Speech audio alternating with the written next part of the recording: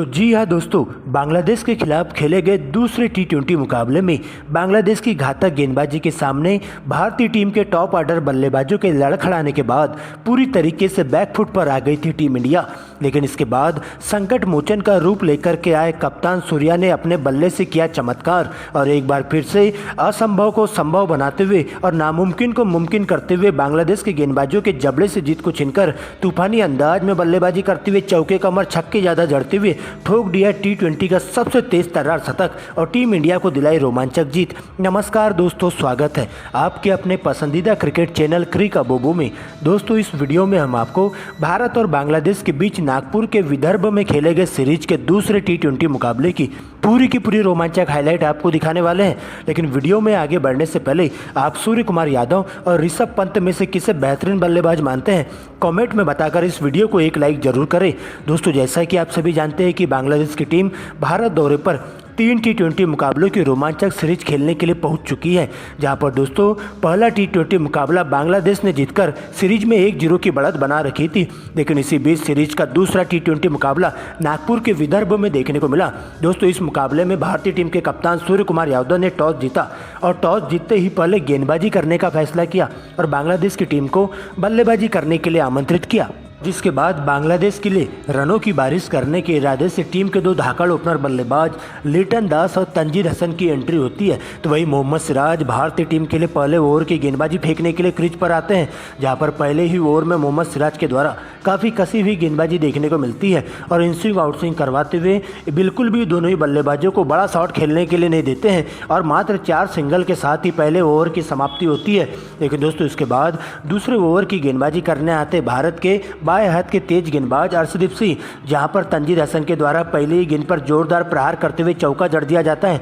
जबकि इसी ओवर की अंतिम 2 गेंदों पर एक बार फिर से 2 कवर ड्राइव लगाई जाती है। दोस्तों, इसके बाद तो दोनों ही बल्लेबाज अपने ही अंदाज में बल्लेबाजी करते हुए अच्छी गेंदों को छोड़ते हुए खराब गेंदों को सम्मानजनक रूप से सिंगल डबल के साथ ही स्कोर को आगे बढ़ाने का काम करते हैं। लेकिन दोस्तों, छठे ओवर में जैसे ही अर्शदीप सिंह शानदार कमबैक करते हैं और बांग्लादेश की टीम को पहला बड़ा झटका लिटन दास के रूप में देते हैं, जो कि मात्र 16 रनों की पारी खेलते हुए कैच आउट होकर डगआउट की ओर लौट जाते हैं। जिसके बाद कप्तान हुसैन सांतो की एंट्री होती है और तंजीद हसन के साथ मिलकर आगे का मोर्चा संभालते हुए सबसे पहले रियान पराग के एक ही ओवर में 25 रन बटोर लेते हैं, जहां पर इसके बाद तो दोनों ही बल्लेबाज रुकने का नाम ही नहीं लेते हैं और भारतीय टीम के तेज गेंदबाजों के साथ साथ स्पिन गेंदबाजों के धागे खोलने का काम किया जाता है। लेकिन दोस्तों, 10वें ओवर में बांग्लादेश को एक ही ओवर में 2 बड़े झटके देखने को मिलते हैं, जहां पर अक्षर पटेल अपनी फिरकी के माया जाल में फंसाते हैं कप्तान सांतो को मात्र 12 के स्कोर पर क्लीन बोल्ड कर देते हैं, जबकि ओवर की अंतिम गेंद पर तंजीद हसन भी 49 के स्कोर पर कैच आउट होकर पवेलियन की ओर लौट जाते हैं।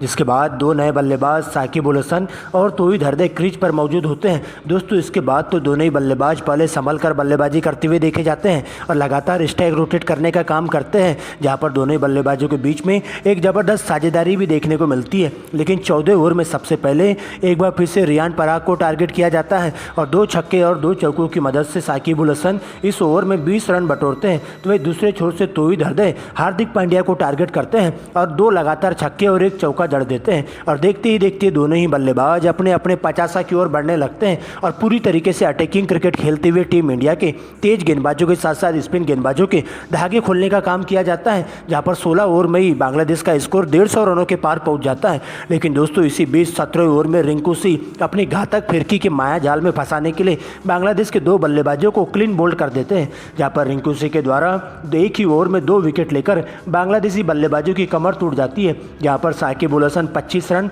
और मेहदी हसन पहली ही गेंद पर एलबीडब्ल्यू आउट होकर डगआउट की ओर लौटना पड़ता है। हालांकि दोस्तों, इसके बाद मोहम्मदुल्लाह का साथ देने के लिए नए बल्लेबाज राशिद हुसैन की एंट्री होती है, जहां पर मोहम्मदुल्लाह और राशिद हुसैन मिलकर अंतिम के ओवरों में बॉल देखो और बॉल पेलो वाले नियम के तहत बल्लेबाजी करना जारी रखते हैं और दोनों ही बल्लेबाज मिलकर अंतिम के 2 ओवरों में 25 रन बटोरते हैं, जहां सबसे ज़्यादा तूफान देखने को मिलता है मोहम्मदुल्लाह का और 18वें ओवर में 3 लगातार चौके रिंकू सिंह को जड़ देते हैं, जबकि 19वें ओवर में एक बार फिर से मोहम्मदुल्लाह के द्वारा 2 छक्के और अंतिम 3 गेंदों पर 3 लगातार बाउंड्री जड़ दी जाती हैं और देखते ही देखते अपने 50 की ओर बढ़ने लगते हैं। लेकिन दोस्तों, अंतिम ओवर में अर्शदीप सिंह बांग्लादेश के ताबूत में कील ठोकने का काम करते हैं और एक ही ओवर में 3 विकेट लेकर बांग्लादेश के बल्लेबाजों को ताश की तरह पूरी तरीके से बिखर कर रख देते हैं, जहाँ पर बांग्लादेश की टीम पूरे 20 ओवरों में 184 रन ही बना पाती है और टीम इंडिया को इस मुकाबले में जीत हासिल करने के लिए 185 रनों का विशाल टारगेट दे दिया जाता है, जहां पर टीम इंडिया की तरफ से सबसे ज़्यादा विकेट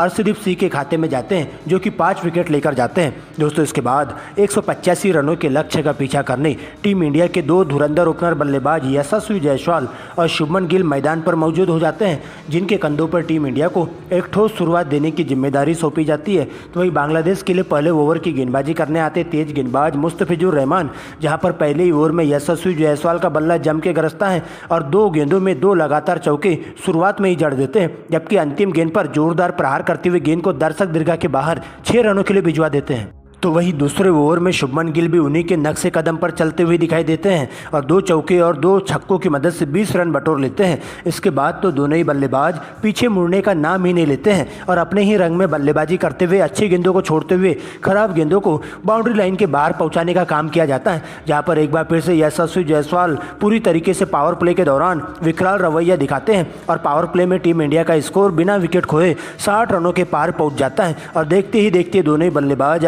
अपने 50 की ओर बढ़ने लगते हैं। लेकिन दोस्तों, 7वें ओवर में भारतीय टीम को निस्तेनाबूद करने के लिए साकिब उल हसन की एंट्री होती है और एक ही ओवर में दोनों ही ओपनर बल्लेबाजों को आउट करते हुए टीम इंडिया को पूरी तरीके से बैकफुट पर ढकेल देते हैं, जहां पर यशस्वी जायसवाल 40 रन तो वही शुभमन गिल 35 रनों की ताबड़तोड़ पारी खेलते हुए कैच आउट होकर पवेलियन की ओर लौटते हैं और टीम इंडिया के दोनों ही ओपनर बल्लेबाज के आउट होते ही अब कप्तान सूर्य कुमार यादव की एंट्री होती है, जहां पर दूसरे छोर से उनका बखूबी साथ दिया जाता है ऋषभ पंत के द्वारा और इसके बाद दोनों ही बल्लेबाज पहले सूझबूझ भरी बल्लेबाजी का नज़ारा पेश करते हुए अच्छी गेंदों को छोड़ते हुए खराब गेंदों पर ही जोरदार प्रहार करने का काम करते हैं, जहां पर 90वें ओवर में ऋषभ पंत 2 चौके जड़ देते हैं, जबकि दोस्तों 10वें ओवर में सूर्या का बल्ला जम के गरजता है और अपना विकराल रवैया दिखाते हुए इसी ओवर में 3 लगातार चौके जड़ देते हैं और देखते ही देखते दोनों ही बल्लेबाजों के बीच में एक जबरदस्त साझेदारी बिल्ट हो जाती है और 10 ओवर में टीम इंडिया का स्कोर 95 रनों तक पहुंच जाता है 2 विकेट खोकर। लेकिन 11वें ओवर में सबसे पहले Rishabh Pant back to back 3 लगातार गगनचुंबी छक्के लगाते हुए